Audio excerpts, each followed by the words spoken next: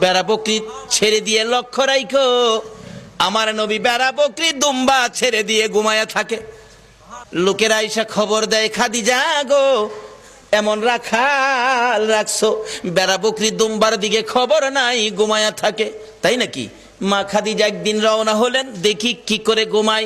যাইয়া দেখে বেড়া বকরি দুম্বা ছেড়ে দিয়ে আমার আপনার নবী ঘুমিয়েছে। বড় বড় অজগর সাপ এসে নবীজির মাথার উপর ফনা ধরে ছায়া দিতেছে। খাদিজা বলেন, না না, এই রাখালের বকরি জংলার বাগে নিবে না। খাদিজা বাড়ির দিকে যায় আর ফিরা ফিরা চায়, এটা কেমন রাখাল রে? এই রাখাল তো সাধারণ কোনো মানুষ নয়। খাদিজা চিনে ফেলেছে। বেড়া বকরি দুম্বা নিয়ে বাড়িতে আসতে বলো আমার রাখালকে। আমার নবী দুপুর বেলায় বেড়া বকরি দুম্বা নিয়ে বাড়িতে রওনা হলে খাদিজা বাংলা রুমে বসে বসে দেখে, এটা কেমন রাখাল রে?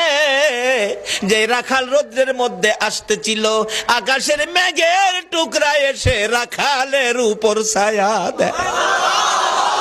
খাদিজা বলেন, মাবুদ, মাবুদ রে, এটা কেমন রাখাল আমার বাড়িতে?